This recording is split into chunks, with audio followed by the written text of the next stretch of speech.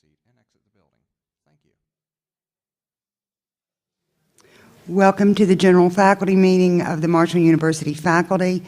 Would you please stand while Dr. Larry Stickler sings the Star-Spangled Banner. Please join me in singing the Star-Spangled Banner. Oh, say, can you see by the dawn's early light what so proudly we hailed at the twilight's last gleaming, whose broad stripes and bright stars through the perilous fight o'er the ramparts we watched were so gallantly streaming, and the rocket's red glare, the bombs bursting in air, gave proof through the night that our flag was still there. Oh, say, does that star-spangled banner yet wave o'er the land of the free and the home of the brave?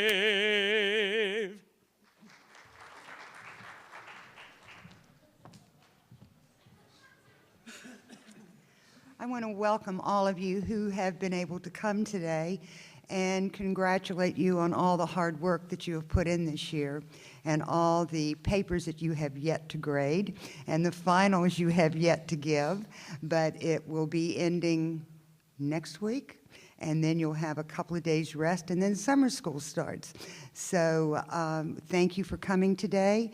I'm going to keep remarks short, and I just want to, because we have several awards to give out, and I know that you all have a very busy schedule for the afternoon. So once again, thank you for coming, and we look forward to your joining us after today's meeting for a reception out in downstairs.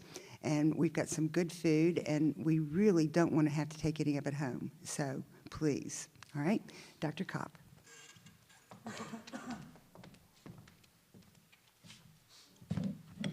Thank you, Cam. Good afternoon, everyone. I'll begin my remarks by offering my sincere congratulations to our award winners. We'll be handing out plaques here shortly, but my congratulations to each of you. To our retiring faculty members who are present here today and those who aren't, please accept the heartfelt thanks of a very grateful university for your many years of service. You have touched the lives and futures of generations of students, and through your work, your legacy lives on through them. I'm going to confine my remarks today to the progress that we've made. Hopefully, each of you on your way in picked up one of these. I apologize for the size of the print. The update can be found on the website, and it's a little easier reading, and it's a little richer because there's a lot of hyperlinks embedded in the text. It'll take you to additional information. So if you wouldn't mind taking some time to review it, I'd appreciate it, and I think you will be quite proud as you read through it. 5 years ago, we began a journey. This journey has not been without its challenges. We began at a time when we were just emerging from a major economic downturn in this state near the beginning of this decade. We began at a time when full-time student enrollment was declining steeply, in large part fueled by the sterile seeds of a morbid recruitment program. We began at a time when a myriad of unfulfilled promises clouded our sense of unity and future. And we began our journey at a time when the subtle scent foreshadowing waning hope was all too prevalent on this campus. As we embarked, who could have imagined that we would be nearing the precipice of the worst economic downturn in U.S. history since the Great Depression? The Great Recession, as it's now referred to, has robbed many Americans of their life savings, their homes, their careers, and their futures. Although we West Virginians are fortunate to have escaped the worst of the economic devastation, we are and will continue to be impacted by the adverse consequences of this recession for years to come. The recent headlines and maps that you see up here amplify this point. These are just some of the articles that you can find out there that point to what's happening around the country. One of the stories I like to tell, which is quite a sad story, deals with a state where I lived for over 30 years, the state of Illinois. Right now, the state of Illinois, public universities in the state of Illinois, have encumbered and expended some $880 million of approved budget at these public universities for which the state of Illinois has no revenues to pay the bills. Half of this, $440 million of expenditures, is at the University of Illinois. And the state simply does not have the financial resources to honor these commitments.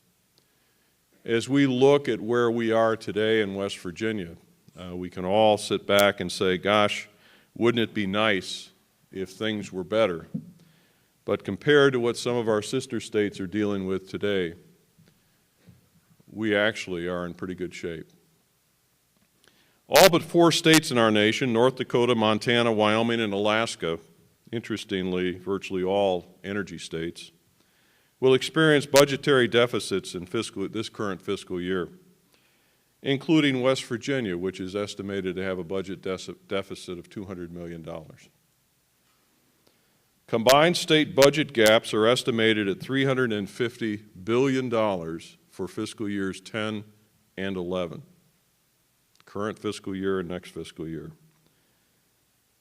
It's a little hard to imagine that those budgetary deficits affecting virtually every state in the nation won't have further economic repercussions. We just don't know what they are yet.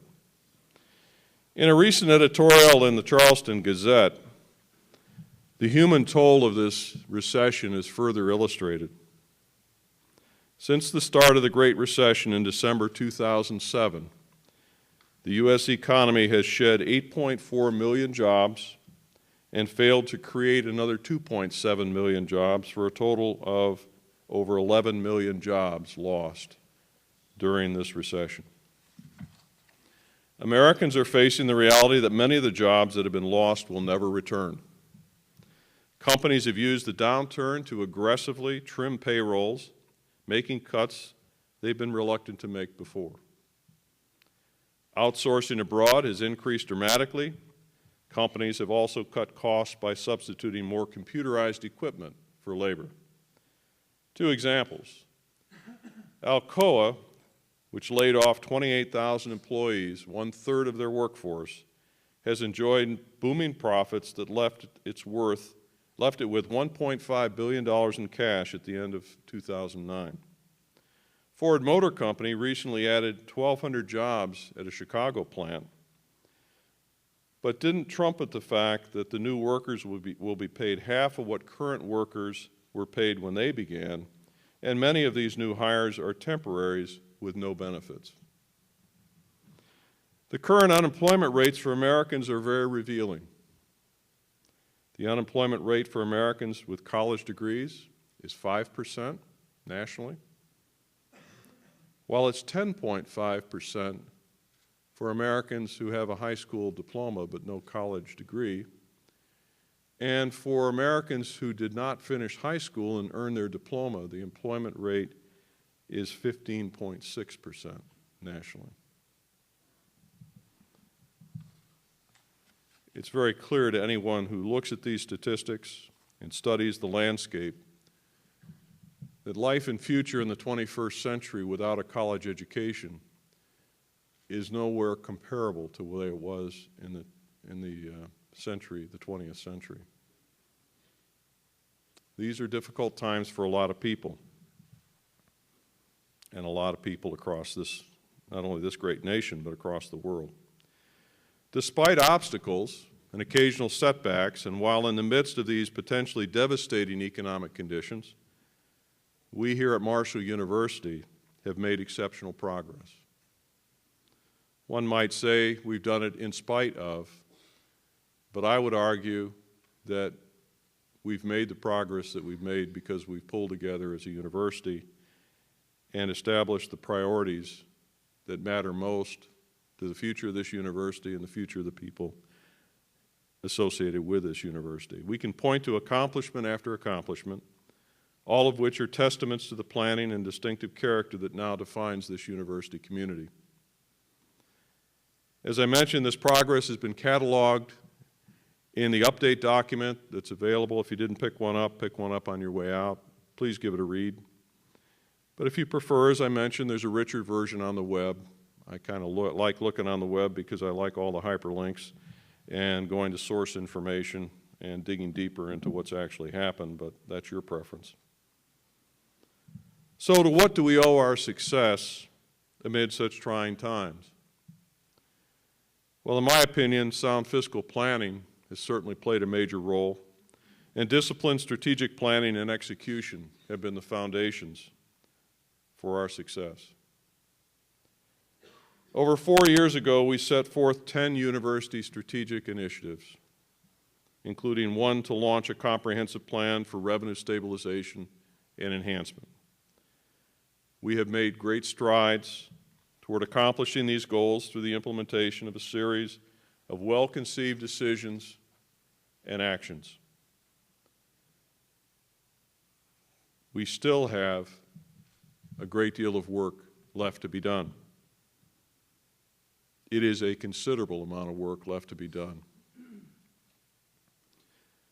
And it's important that we not allow ourselves to become complacent or lull ourselves into a false sense of security because of the progress we've achieved.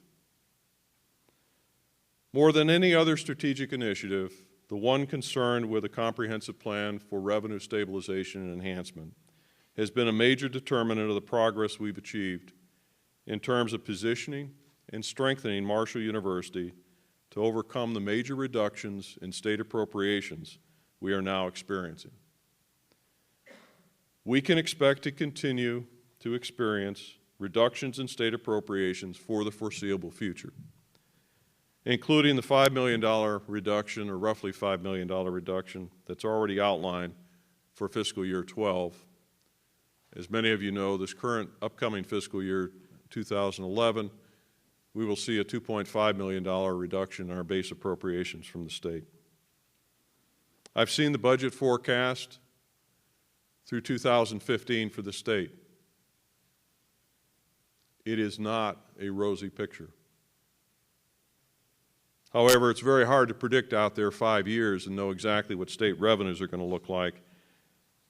But at this point, it has become very evident to me that we have a choice as a university, and we are following that choice, which is we need to become more self-reliant and self-sufficient as a university if we're going to be able to chart our own course and create our own future. And we've been working very, very hard at that. While we might not have foreseen the advent of the Great Recession, we clearly foresaw the necessity for this university to become far more self-reliant in terms of budget, and to do so more so than ever before. We've established a framework for success, and we have many successes to celebrate. The challenge that lies ahead is to enact strategies and make decisions that will truly be empowering to this university, to the people of this university, with respect to the kind of self-sufficiency and self-determination that will allow us to continue to grow and prosper as a university, as a community, and as a state. Enrollment growth is playing a huge role in this process, as we forecast that it would. We fully anticipate that in the fall, we will see record freshman enrollment. And we may well see a record overall enrollment of full-time students.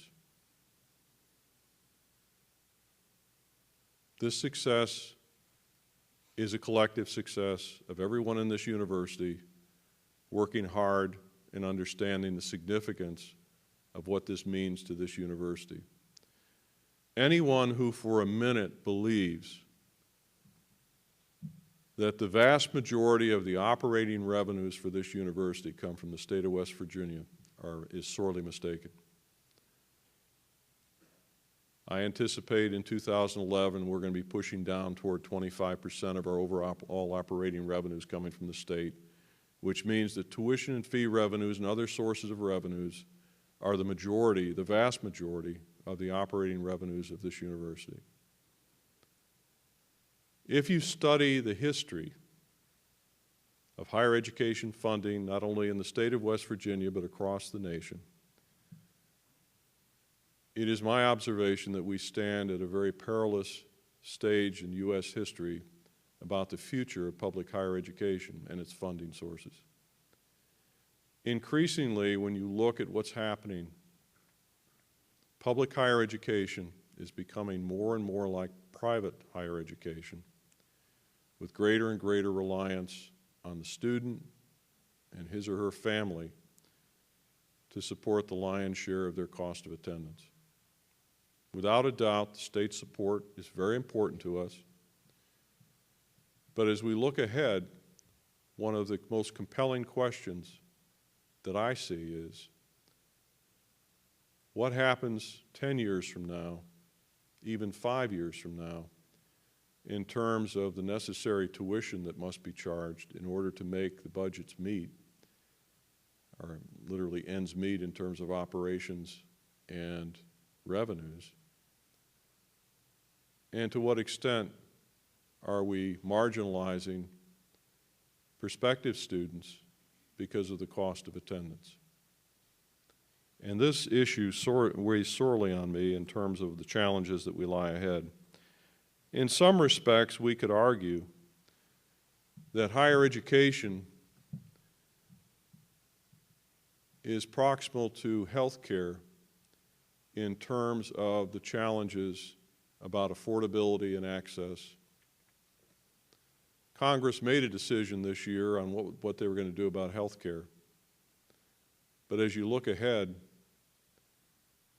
I would argue that as a society we need to seriously consider whether we need to make the same social compact about access to higher education, public higher education, that we have about health care, and whether or not it's a necessity to the point where we need a national strategy and the necessary funding to ensure that Americans in the future will not be marginalized and find public higher education inaccessible for them and their children. One of the outgrowths of our success with student enrollment this year is the first step toward a commitment that I made 5 years ago to address compensation issues for faculty and staff. There are those among you who honestly believe that all you have to do is get in your car and drive up to Charleston and pound the table and say, we need more money for faculty salaries and staff salaries, and lo and behold, magically, that funding is going to happen through the legislature. Unfortunately, that's not how it works. Unfortunately, the state has a constitutional requirement to have a balanced budget. Unfortunately, unlike the federal government, the state government doesn't print the currency. And as a result, we are all faced with a situation where the legislature and our elected leaders and the governor and so on have to make the necessary decisions about balancing what are entitlement programs that are a necessity and a mandate to fund, and they must fund them no matter what it costs, and what's left over is available for the non-entitlement programs, including public higher education. That situation is no different in West Virginia than virtually every other state in the nation. No state in this nation has yet made the decision that public higher education is an entitlement program like K through 12. And for that reason, when you study the funding pattern, and those of you who are mathematicians see the sine wave function here, okay? And if you look at it, we took 3 years of hits early in the first half of this decade.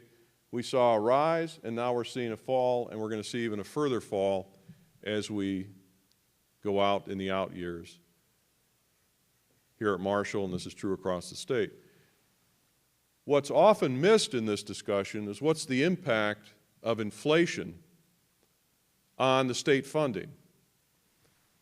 And when you look at inflationary costs, $1 today really is only worth about 73 cents compared to $1 in 2002. So we've lost about more than 25% of the purchasing power. And in order to have restored and maintained, simply maintained, the purchasing power of state funding using fiscal year 2002 as the base year, we would need to have in state appropriations $58.6 million just to stay even with inflation.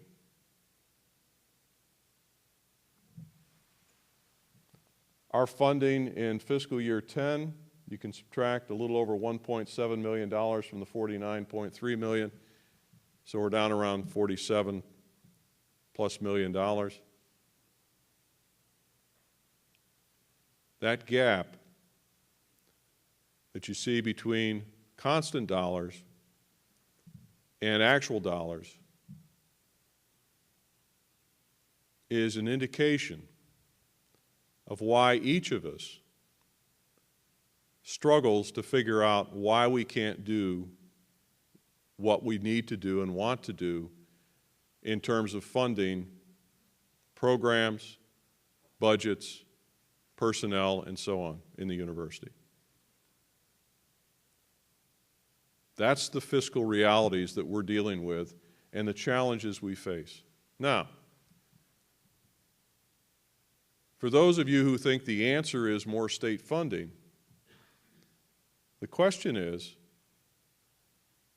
when you see the ups and downs in funding, how reliable, how much of it can you count on from year to year? Prudent budgeting practice would be to take the low points and base your budget on the lowest state funding, and anything you get above and beyond that is a one-time enhancement. Another approach is to take the point halfway in between, the midpoint, between the highs and lows, and base your budget planning on that. Or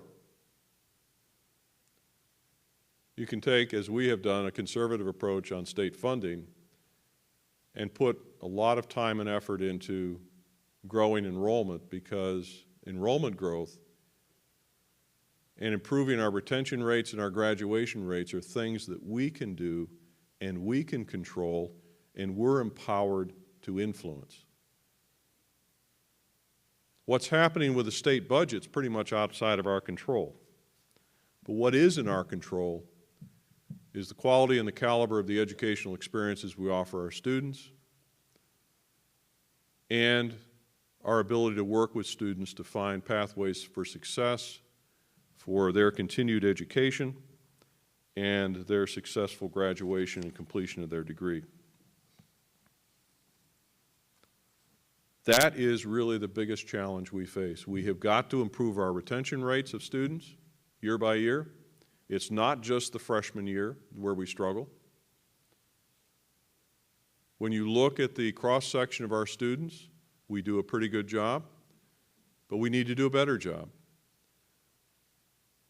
But when you look at the retention rates of the sophomore students, junior and senior students,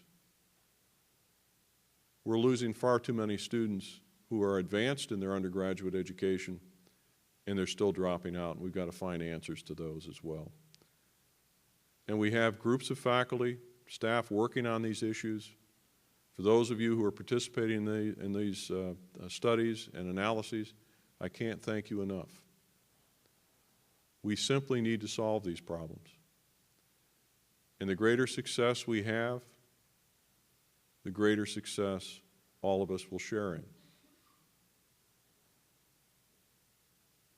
We made a modest progress this year with respect to a one-time increment for faculty and non-classified staff and partial funding of the gap in the classified staff salary schedule. Would I like to do more? Absolutely. The fact that we are doing this at a time when universities across the country are furloughing employees, reducing salaries, laying people off,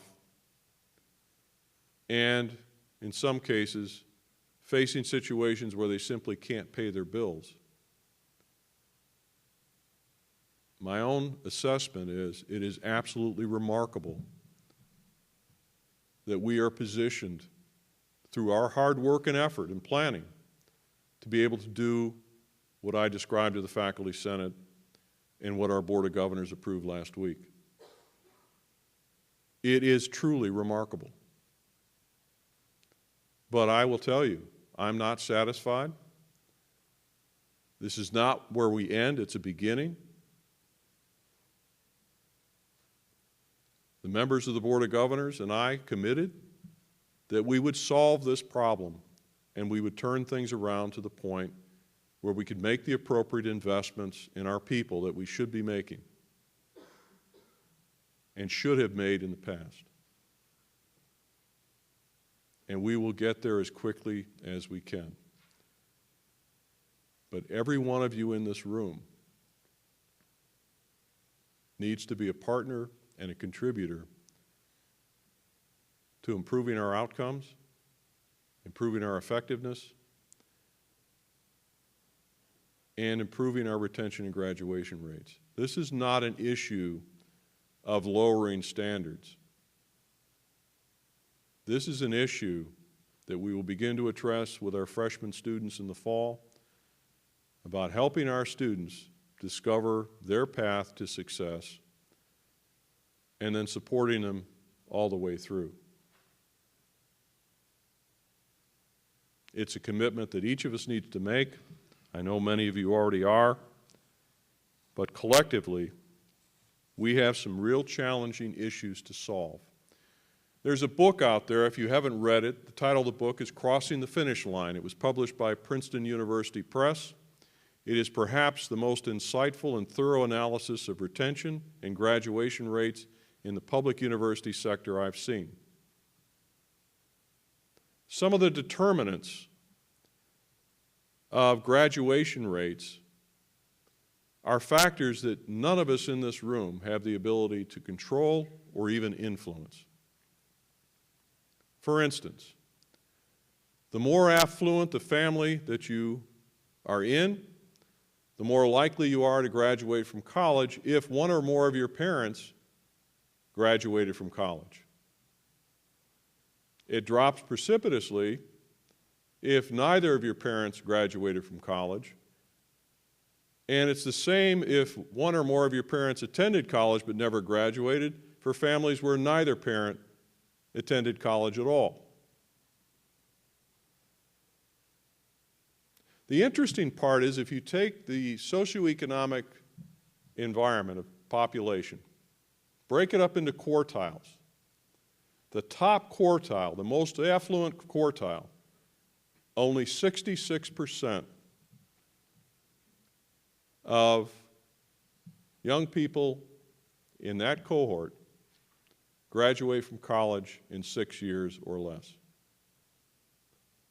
Roughly what that means is 2 out of 3. My question is, if these are the most affluent people in America, what's holding 1/3 of these students back from finishing their college degree? Why aren't they graduating? Now, if you raise it and split that last quartile and take it up to people, families that make more than $150,000 a year, family income, it takes the graduation rate up to 82%. Still, almost 1 in 5 don't graduate in 6 years. The question is why? As you dig into some of the other determinants, you're dealing with race, you're dealing with gender, you're dealing with family history and background, other factors that we have no ability to control. But what it says to me as I look at this is that at some point in time, we as a university and we as a faculty and we as an administration are going to start rethinking what we do and how we do it in a way, and I've shared this idea with you before, that represents a commitment to universal success for every student who starts here. We will not achieve 100%. But the question is, if we approach this from the perspective that we want every single student to succeed, and that it's our incumbent responsibility to figure out the pathways for them to succeed in, I wonder what the results would be and how they would compare to what is today the norm. The days of filtering and sorting are long over in college education. And we have got to take the lead because we can, and because we need to and will, I hope, in what is a national problem and is a problem here in West Virginia. We have the power to change the future for these young people, for the people that come to Marshall University to earn a college degree. We have that power. The question is what we're going to do about it. There's a very interesting observation that when we as a human race have the power to redesign the human genome, we literally have the power to change almost anything we want, especially in our society and especially as it relates to outcomes of higher education. The question is, will we do something about it? I firmly believe the future is something you do, something you design. It's not something that just happens. And within each of us, individually and collectively, we have the power to create our preferred future, whatever that future is that we collectively agree on. We are challenged more than ever to rethink that future in terms of innovations and powerful strategies for how we will operate to ensure that the outcomes that we want to produce align with what we are actually producing. There's no point in wishing and hoping. It's all about intentionality, it's all about planning, it's all about commitment, and it's all about the will to take on what are challenging problems, just as we've done over the last 5 years, and say that we are going to do this and we are going to do it at the highest level and accept nothing less than that. I wonder as a society if we changed our approach to how we think about public higher education, whether we might see radical change in our attitudes, that higher education is no longer an option that is only there for a few, it's a necessity for all. And rather than regarding higher education, public higher education, as a financial liability, can we recognize and value the profound immediate and long-term benefits it generates? Not just economically, but the social benefits as well as others. Interestingly, in 2005, higher education was Australia's 4th largest export industry in terms of revenue production. I had an interesting conversation with the governor recently because we were talking about this very topic, about the cost of higher education. and my goodness, we were hiring more people. Well, in my book, that's a good thing. It's a good thing to be hiring people into high-paying jobs and increasing the number of people who have access and are qualified for those jobs. We know from our studies here at Marshall that every tax dollar, every single dollar invested in this university generates $8 in economic impact across the state. It's a pretty good rate of return if you're just looking at it from a monetary perspective. From the perspective that we simply as a society cannot afford not to fund higher education, I view it as a necessity if this nation is going to continue to remain a world leader. If we are to continue our positive momentum and progress here at Marshall University, we must create new pathways to opportunities, just as we have done over the last 5 years. We must continue to put difficult problems on the table, openly as a community, with the same determination to solve them. There's no point in pointing out problems if we're not committed to solving them. We must rethink the organizational and operational frameworks of this university and refocus resources on our foremost priorities. And if our priorities foremost are people, then we need to focus on them.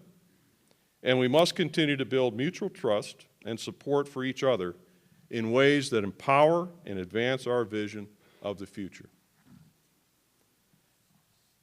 Folks, the last time I looked, I saw no wizened wizards standing by waiting to cast a spell or wave a wand to answer our call. We are it. It's up to us. We are the designers of our own future and the guardians of Marshall University's future. Quite literally and figuratively, we are Marshall. What's the future we choose to create? Will we do as other forebears have done and restrict ourselves to the habits of time, our comfort zones, or will we break free and design the future we desire? The choice is ours. The choice is yours. I stand ready, along with everyone else in administration, to work with you, to partner with you as we plan and go forward for the next 5 years and truly move Marshall University into not only a national leadership role, but an international leadership role in terms of what we can accomplish. Thank you all. Appreciate your time today. Do you want me to stand for questions? Cam says I have a few minutes to answer questions, so are there any questions? Yes. And let me just preface by saying this is a sincere question. I'm not a crank. A year ago, you showed a slide that explained how important enrollment was. And if we have a 1% increase in enrollment, and that roughly correlates to about a 1% of what would account for a 1% increase in faculty salaries. And then in the fall, you also explained why our 11% enrollment, since we don't know if that's going to persist, is one of the reasons why we couldn't increase salaries at that point. And I think that what you said today about budget forecasts make it difficult for us to do more than the initial the one-time increase that we're Right. seeing right now. I was wondering, could you describe the conditions under which you would foresee an ability for us to have more permanent salary increase? Well, the enrollment issue is really very critical. And, as I look ahead, we build a budget this year forecasting an 8% increase in freshman enrollment.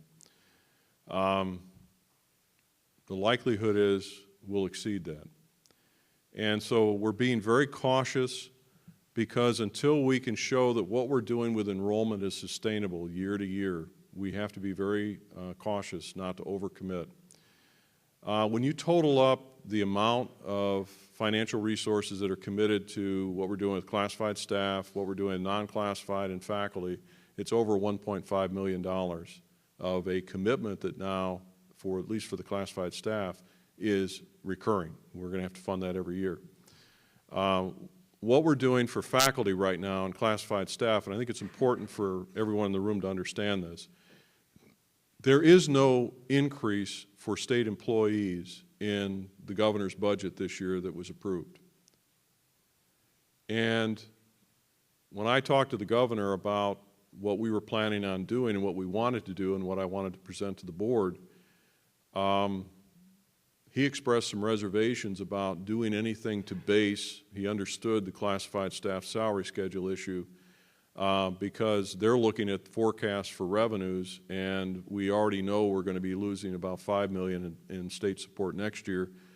We're hoping it's not worse. Could it be worse? It's possible. And so his caution was, don't overcommit. And so we presented a proposal to do a one-time increment. According to state code, we can't give bonuses. So it's an enrollment increment is the term we're using. And I would like to see that roll into base. Now, I do know this, and again, this is still tentative. The state has, in their budget plan for 2012, despite state revenues being forecast to be dropping, has a 2.4% increase in base funding for raises for state employees, and in 2013 it's 2.3%.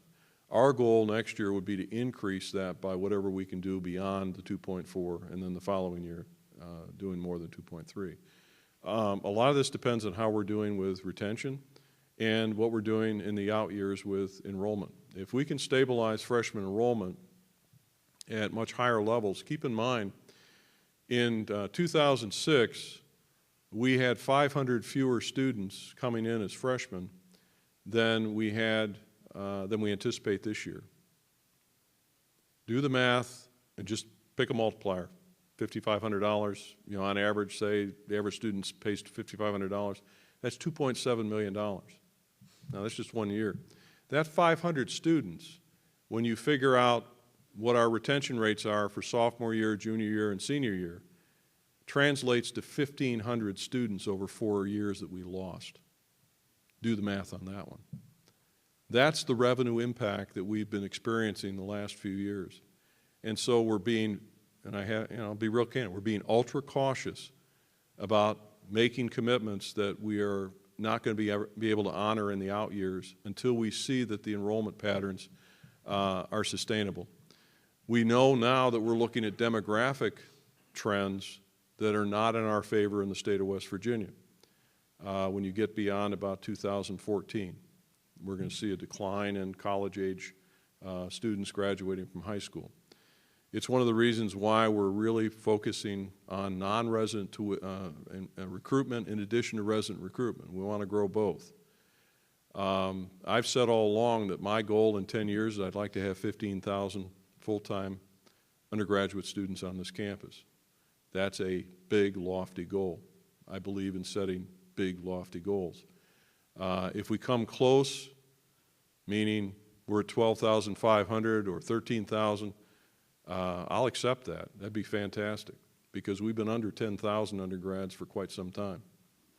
And that enrollment growth is, in my opinion, the way we can sustain and continue to develop and invest in the future of our people and our programs in ways that I think need to be done. You bet. Other questions? If not, thank you.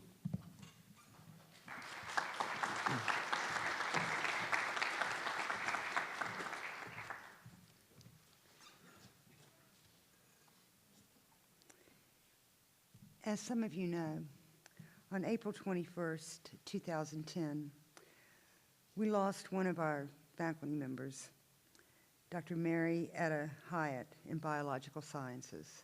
I would like for us all to take a moment of silence, please.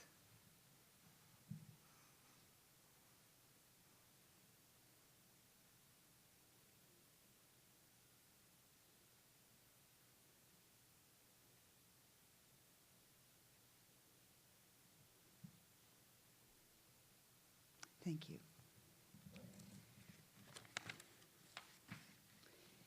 The other thing that we have to look at today is or one of the things, is the amendment to the Constitution. And you should have received this by email, and it's up here on the on the screen for you. But basically, what we're doing, or what we're asking you to look at and to vote upon, is the fact that there's a new program, the Graduate School of Education and Professional Development, and the faculty consist of mostly those people on South Charleston campus. But they are now an academic unit, and they need representation in Faculty Senate. They have been represented in the past by the at-large senators from the South Charleston campus. So if you'll take a moment, I'm not going to read that to you. I think you can read that.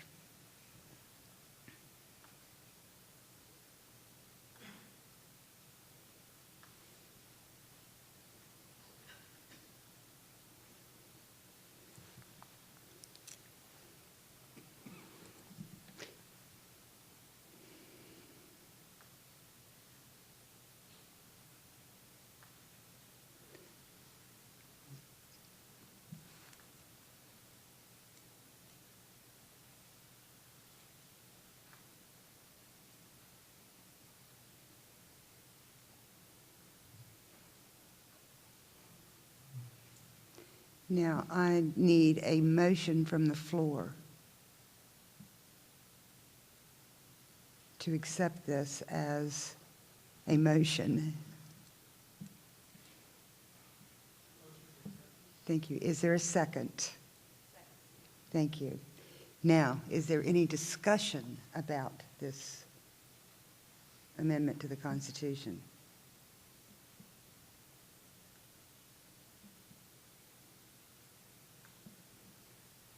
There being no discussion, all those in favor of placing this, not making the change, but making it so that you can vote, so that all members of the faculty can vote, please signify by saying aye.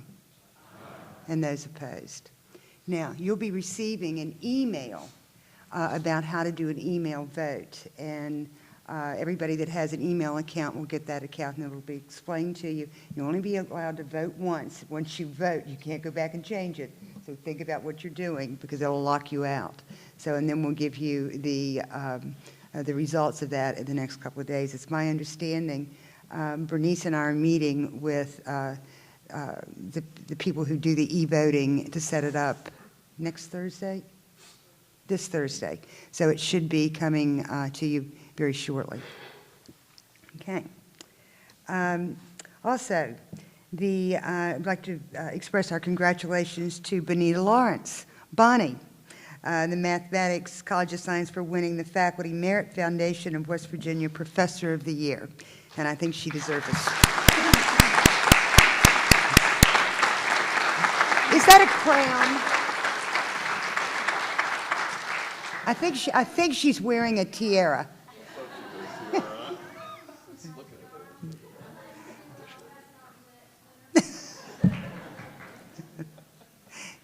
Thank you, Bonnie. Do you wear that in the classroom too? You just got it.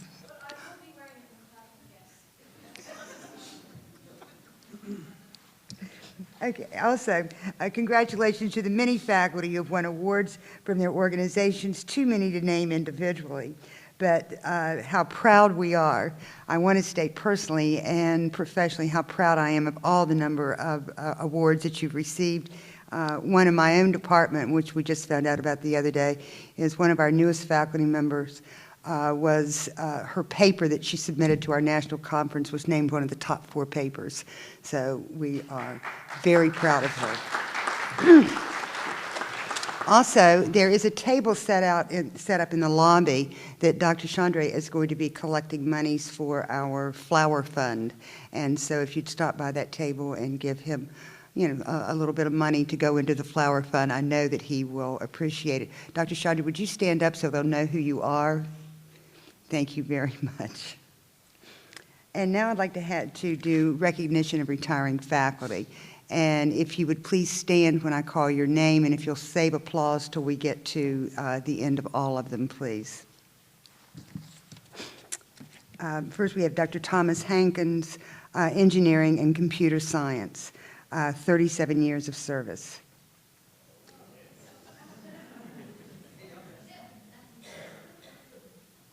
Do you not like that picture? I'm sorry. Mr. Larry Jarrett, Geography, College of Liberal Arts, 16 years of service. Dr. Jerry Jones, Graduate School of Education and Professional Development, South Charleston, 8 years of service. Dr. Wendy Moorhead, Librarian, MU Libraries, 14 years of service. Dr. Robert Nurhood, Chair, Obstetrics and Gynecology, the School of Medicine, 17 years of service. Dr. Kurt Osmock, Management, Marketing, MIS, Lewis College of Business, 27 years of service. Dr. Simon Perry, Political Science, College of Liberal Arts, 48 years of service.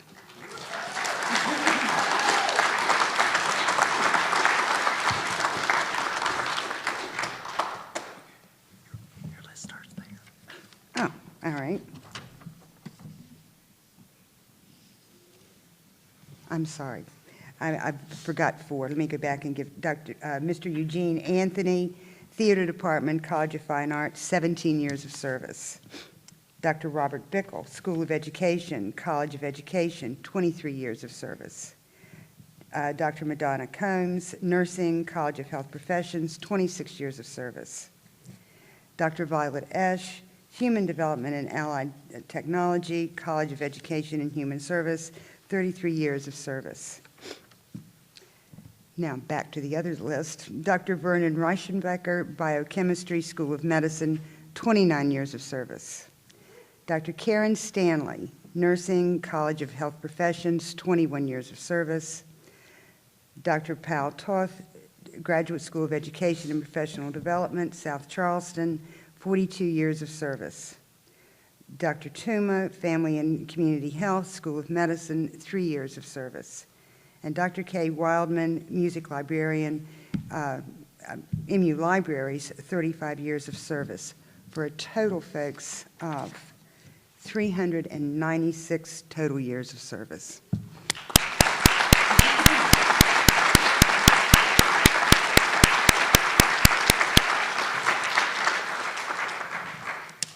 Thank you all. As an undergraduate here years ago, I had the privilege of having a couple of people that are on this list in class. And so did my children, and so did my husband. So thank you all. Next we have the presentation of awards. And the first award is for Faculty Distinguished Service Award by Dr. Dale Ormist.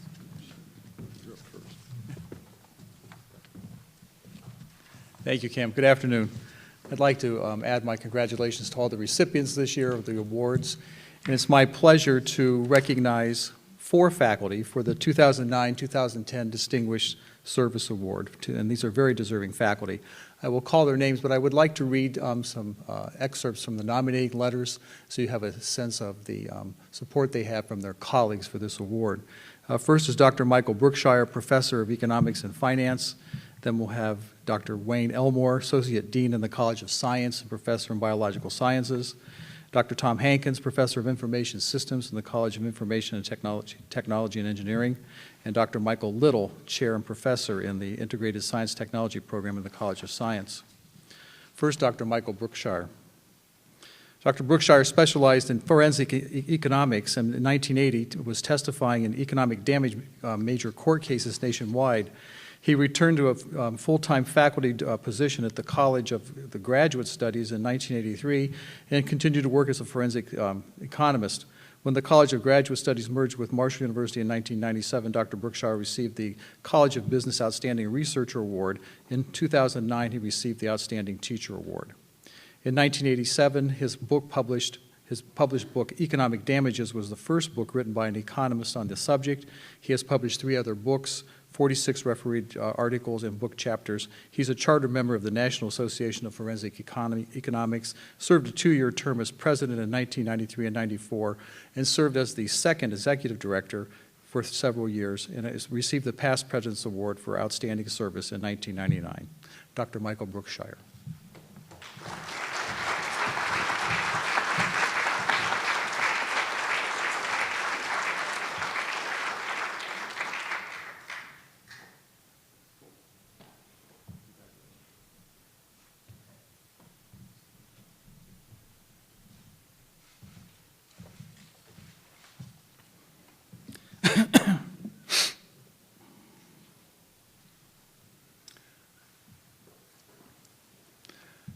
Next is Dr. Harold Wayne Elmore. From the nominating letter. Our college has experienced significant uncertainty over the past 5 years because we've had 5 deans, 4 different individuals, over that period. Wayne served in that role twice. The first time, he did it very reluctantly, but accepted the appointment as interim dean. The second time, he did it with even less enthusiasm. I just want to point out that was my first year as provost. He has had the unenviable task of assisting 3 different individuals implement the respective visions of our future and to act as a bridge between those visions. He has done so with great energy, integrity, and humility. As interim dean, he worked with the departmental chairs in a respectful and cooperative manner that strengthened our college, and to the best of my knowledge, Wayne was the first dean to regularly bring department chairs together to discuss and solve problems. This has led to the highest level of cooperation in the departments in my experience, and has led to our current dean to continue this practice. As Associate Dean, Wayne's primary focus has been to manage student recruiting, pre-health profession advising, and our Office of Student Services. In 2003, he was charged with developing a plan to increase the number of incoming freshmen and improve retention of our existing students. In this area of recruiting, the College of Science has outpaced the rest of the university for the past few years, growing for each of the past 7 semesters with freshman enrollment over 25%. In many respects, the job of the Associate Dean is thankless. Through many challenges, Wayne has occupied his position with good cheer and perspective. His homespun wisdom has helped many of us do our jobs better, and that has served our students and the university well. It is therefore with great pleasure that I recommend Wayne Elmore for the Distinguished Service Award. Dr. Elmore.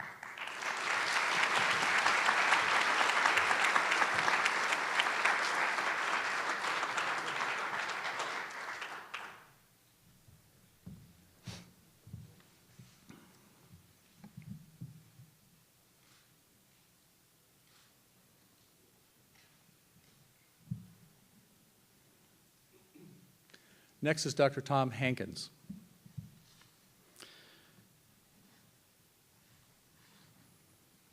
Tom joined the West Virginia College of Graduate Studies in 1973 when he wrote the proposal for the Master of Science program in Environmental Studies, now Marshall's MS in Environmental Science. He served as the program director for the Environmental Studies program from its inception in 1975 until 1984. He developed and taught 8 different courses in the Environmental Studies program and oversaw the comprehensive project work of the students in that program.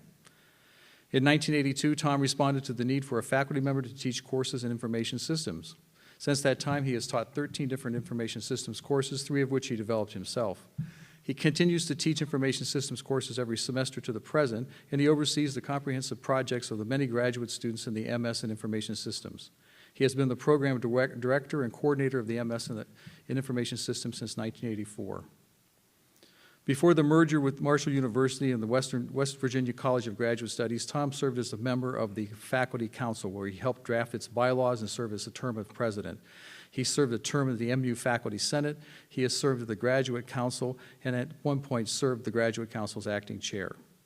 Tom has served as a member of the various MU communities, including the Hedrick Award Committee, the Faculty Development Committee, and the Ad Hoc Faculty Evaluation and Compensation Committee. Over Tom's many years of service, he has served on numerous college committees, particularly including serving many years on the college's Personnel Committee, where he provided extremely valuable service in the tenure and promotion of college faculty. Dr. Tom Hankins.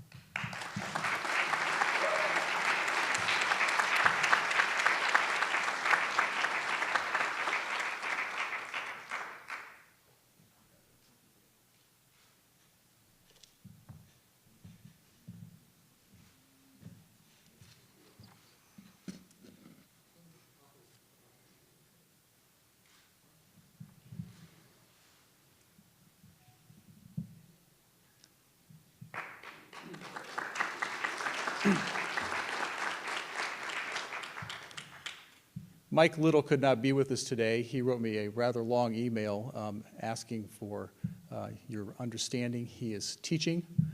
He did not think that despite the efforts he made to arrange for his absence that it would be enough, so he decided to stay in his class today. That alone is good enough as a nomination for the Distinguished Service Award, I think, for the faculty member.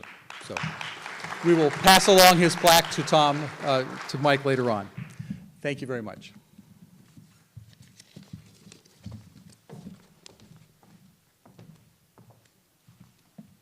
The John and Francis Rucker Graduate Advisor of the Year Award, Dr. Donna Spindell.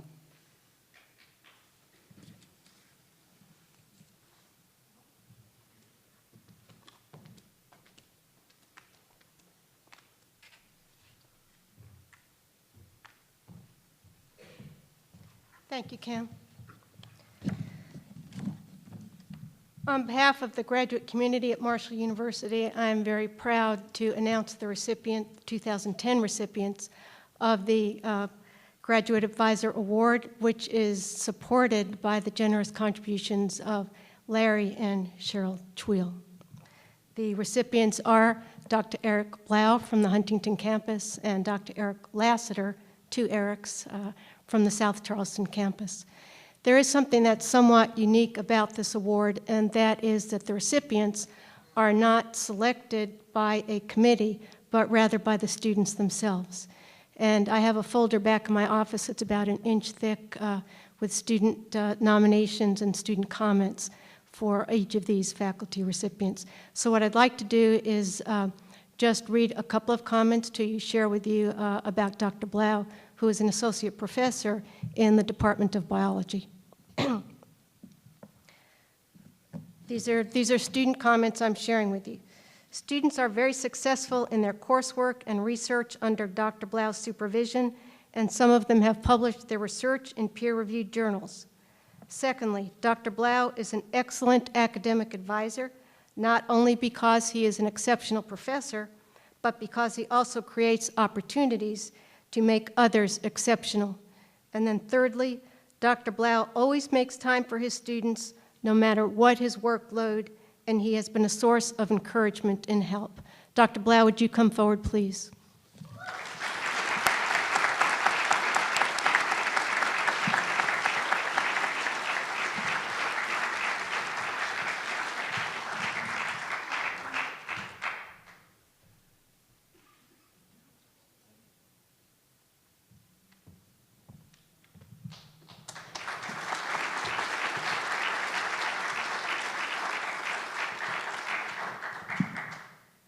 Dr. Eric Lassiter is a professor in the College of Liberal Arts and director of the Humanities program. Let me share with you just a couple of student comments about Dr. Lassiter. He works with students on an individual basis and encourages them to reach their potential. Dr. Lassiter has an appreciation for the complex realities that adult learners face outside the classroom. And then thirdly, he is attuned to the strengths and weaknesses of students and, above all, their possibilities. Those of you who know Eric will not be surprised to hear that he is unable to be here today at this very moment. He is giving an invited talk at Georgetown University. However, Dr. Fran Simone, a colleague of his in humanities, will accept the award on his behalf.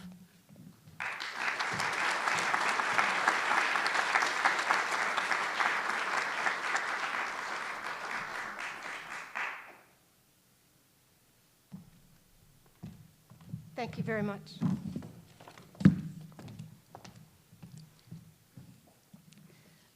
Dr. Vinyet Gudeva, the Distinguished Arts and Scholars Award.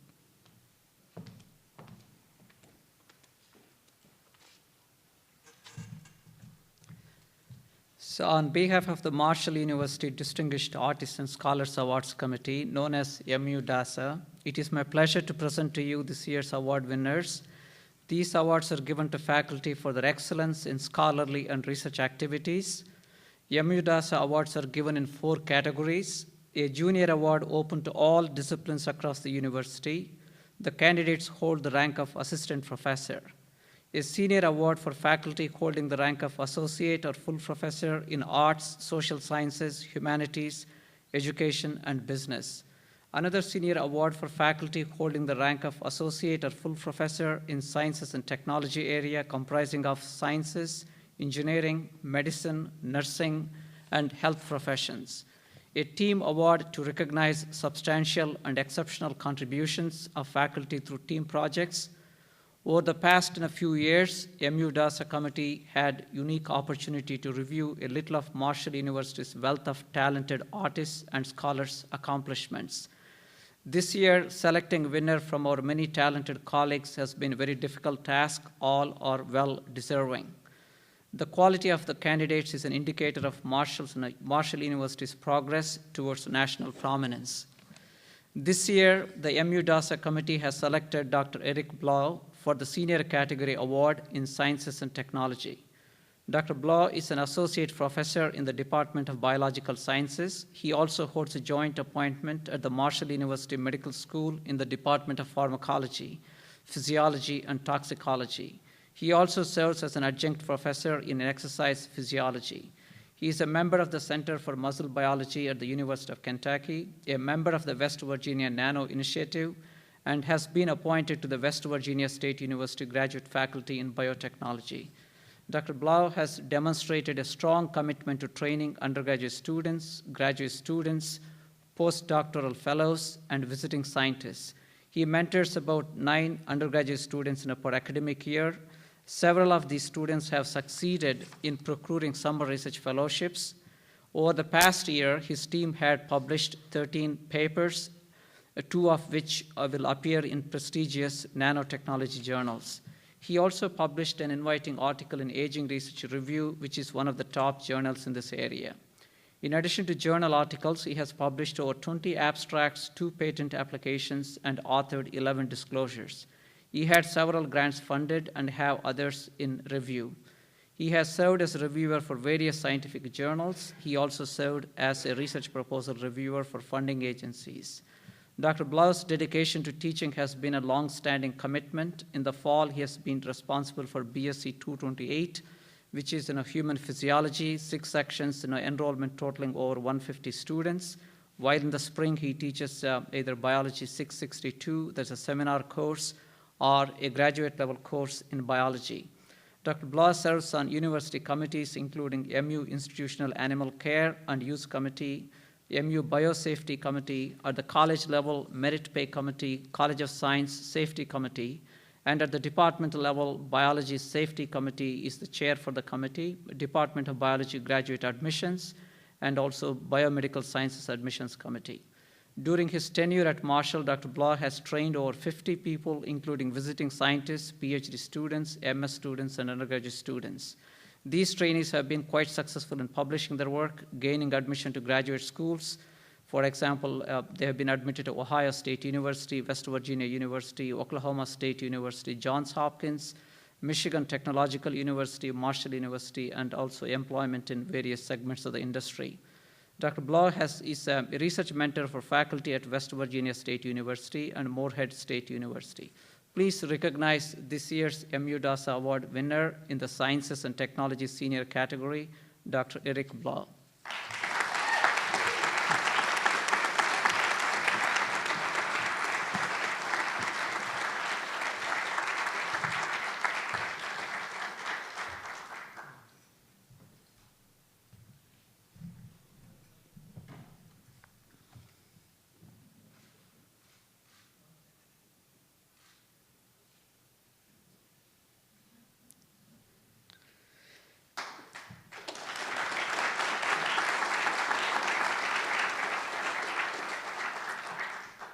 So the MU DASA committee has selected Dr. Art Stringer for the Senior Category Award in Arts, Social Sciences, Humanities, Education, and Business. Professor Art Stringer has taught writing and literature at Marshall for 23 years. His poetry has been widely published in literary journals including The Nation, Shenandoah, Prairie Schooner, The Ohio Review, Denver Quarterly, Poetry Northwest, and many others. He has traveled to read his work in a variety of American locales, including New York, Virginia, West Virginia, Kentucky, Wisconsin, Illinois, South Carolina, as well as in Galway, Ireland. His writing has also been anthologized in such collections as Backcountry, Contemporary Writing in West Virginia, and has been translated in Chinese. Professor Stringer is the author of 2 books of poems, Channel Markers, and most recently, Humane Costume. His work concerns the delicate balance of the natural, the technological, the political, the artistic, and the personal. He recently recollected and introduced an updated edition of the classic Appalachian poetry book, Paradox Hill by Louis McNeill, which was published in West Virginia University Press, published by West Virginia University Press in 2009. Bringing contemporary writers to Marshall and the Huntington area has been central to his work. For 22 years, Marshall's Visiting Writers Series, directed by Professor Stringer, has hosted over 100 published author appearances, including nationally recognized figures such as Donald Hall, a former U.S. Poet Laureate, West Virginia icon Mary Lee Settle, distinguished poets David Bottoms, Irene McKinney, and Joy Horo, as well as acclaimed novelist Charles Johnson, among many other visitors. With a growing audience of students, faculty, and area residents, these readings continue to flourish in the academic and local arts community. Please recognize this year's M.U. Dasa Award winner in the Arts, Social Sciences, Humanities, Education, and Business Senior category, Dr. Art Stringer.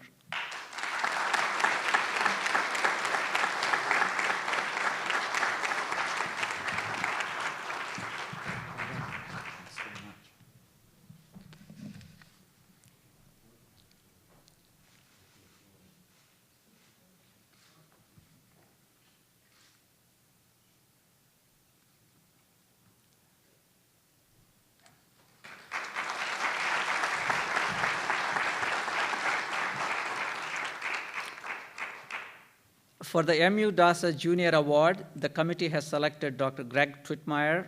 Dr. Twitmeyer is an assistant professor of exercise science, sports, and recreation. Dr. Twitmeyer is a prolific researcher, and his publications are well received. Within the last 2 years, he has published 4 articles as a sole authorship in Tier 1 journals, a book chapter, 4 refereed presentations in national and international conferences, and received 7 research and travel grants. His publications have appeared in the Quest, the International Journal of the History of Sport, and the Herald Dispatch. Quest is perhaps the leading cross-disciplinary kinesiology journal in the world. It is read across the entire discipline by sports managers, physical educators, exercise scientists, sports psychologists, and so on. For his article on restoring PE, art, and music's place in the school curriculum, which appeared in the Herald Dispatch last fall, he has received accolades from many people in the Huntington community. Dr. Twitmeyer has demonstrated his passion to inspire the next generation of students to appreciate, defend, and care for the important place that physical activity, plays, games, and sports have in a healthy culture and a meaningful life. I'm quoting from an email that Dr. Twitmeyer received last week from a graduate student at South Alabama who asked for a copy of his paper on Wrigley Field. She is struggling to find validation of her research interest in sport. She wrote, I'm quoting, I was looking at the class offerings at Marshall, and they look like exactly the types of classes I want to teach someday. I am glad to see I am not as crazy as my colleagues think I am. For now, I am just skewing my communication research so that I have an excuse to study baseball. Thanks for validating my goals. Dr. Twitmeyer serves on several committees: School of Kinesiology, Sport Management Committee, Marshall University Faculty Senate, College of Education and Human Services Scholarship Committee, College of Education and Human Services Planning and Review Committee, School of Kinesiology Mission Statement Committee, guest reviewer for Quest. Please recognize this year's M.U. Dasa Award winner in the junior category, Dr. Greg Twitmeyer.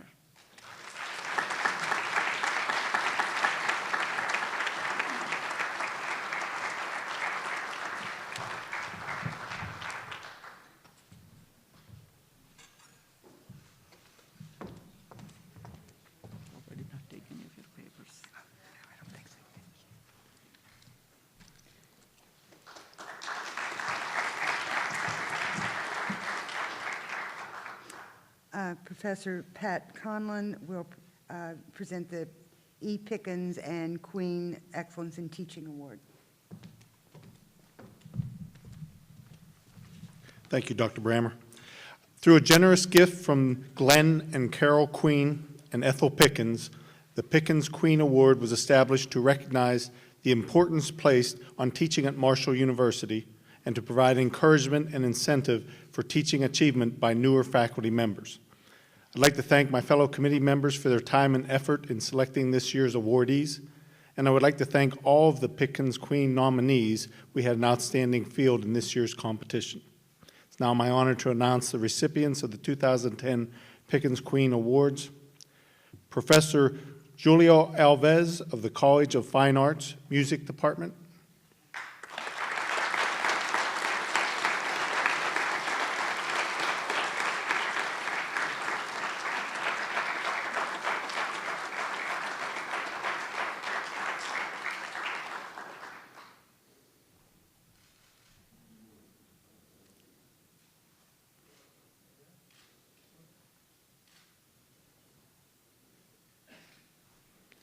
Dr. Christina Franzen of the College of Liberal Arts, Classics Department.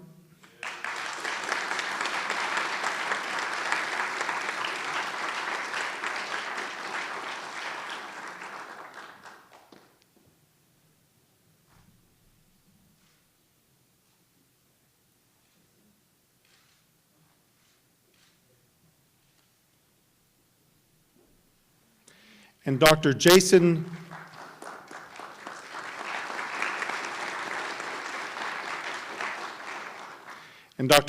Morissette of the College of Liberal Arts, International Affairs Department.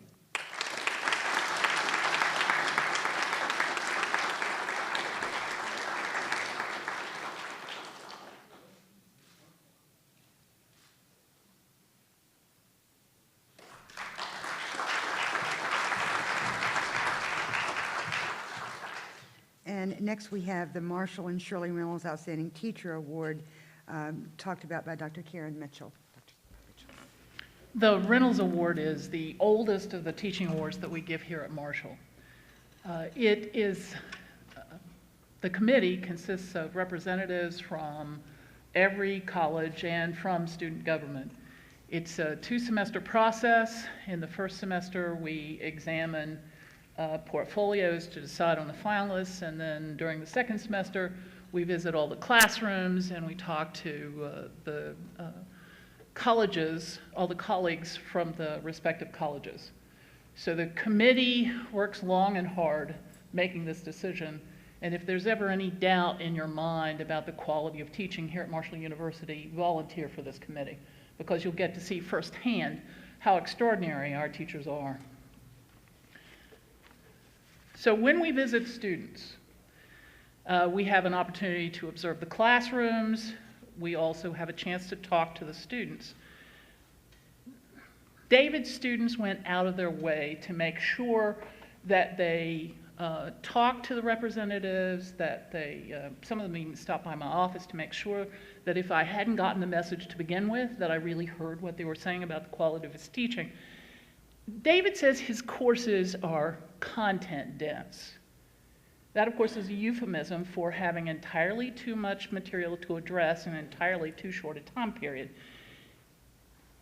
His students believe that he's genuinely concerned about what they're learning, and they appreciate the fact that he encourages them to ask questions and then provides them with the tools they need to answer these questions independently. They're thrilled with how he makes the material relevant to them, that he makes them understand how what they're discussing isn't just something they need to memorize for a test, but it's relevant to them as individuals and to the work that they're going to be doing. We also visit colleagues. From David's colleagues, we heard that he's knowledgeable, that he integrates new discoveries and relevant research into his classes. He uses that information to develop courses. He's dedicated. He's always willing to help. He's currently serving as the Associate Chair of the Department of Biological Sciences. He mentors new faculty. He mentors old faculty. He mentors faculty. Anyone who comes to his office, he's willing to help. He's full of energy. He's enthusiastic about teaching. He works with K-12 students and their teachers. And in David's own words, he loves to teach. It is a great privilege to present the Marshall and Shirley Reynolds Outstanding Teacher Award to David Mallory.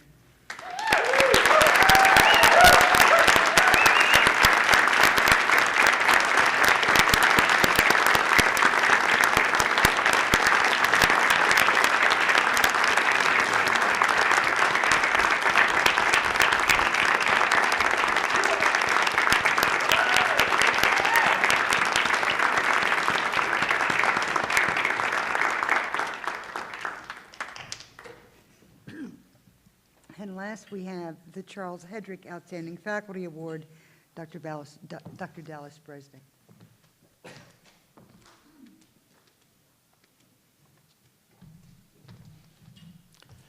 Venkat and I were talking before the ceremony began, and I once again have to echo the other comments made by Pat and Karen. We simply don't have enough awards.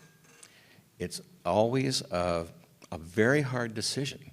Those folks who don't win doesn't mean they're not good.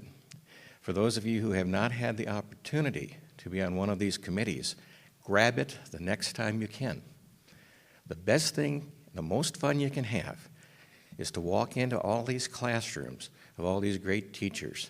I guarantee you, you will steal something from every one of them. It's great. There are many aspects to being a college professor. We've got the research aspects, we've got the teaching aspects, service. And various awards focus on different aspects. The Charles E. Hedrick Award is one for the heavy hitter, the one who can do everything. Teaching, research, and service. Maria Carmen Riddle, there's just anything the students could say about her, her colleagues, her teaching, everything was just wonderful. And I got a small story about it myself, too. Back when I was finishing up grad school, I started talking with one of my professors and he said, well, when I get to college and I'm a teacher, what should I do? He says, well, you got to get yourself on committees. I go, committees? Why? It's just service, isn't it? He says, but there's a second part to it. When you're sitting on the committees and you're new to campus, you start listening to what people say. And you hear them say that Professor Jones is a real good person, or Professor Smith is sort of a jerk. And after a while, you can build up sort of a picture of people you would like to work with. Ever since the day I got here, I would be hearing good words about Dr. Riddle. And just every time that her name came up, it was with a very, very positive approach. And fortunately for me, last year, we began working together on a committee, and it was all true. She is an absolute joy to work with. She does wonderful creative work. She works together as a team, and she is a perfect recipient for this year's Charles E. Hedrick Outstanding Faculty Award. Es mi placer presentar a la profesora Maria Carmen Riddle.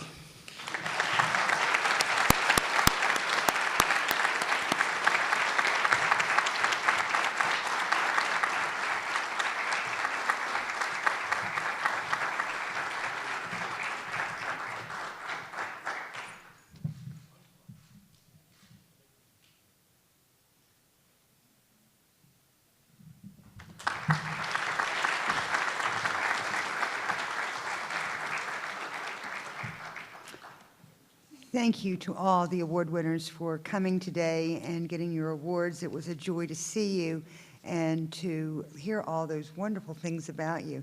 You know, we don't get a chance very often to hear those kinds of things about each other, so it's really very refreshing. Also, I want to thank Sue Tams for preparation of the PowerPoints that you've seen today with the faculty pictures, and I apologize to her that I got the script mixed up and she had to go back and move forward and come forward, back and forth, so I apologize for that. Now, if you will give one last round of applause for both our retirees and our award winners, and then join us in the lobby for refreshments. Thank you.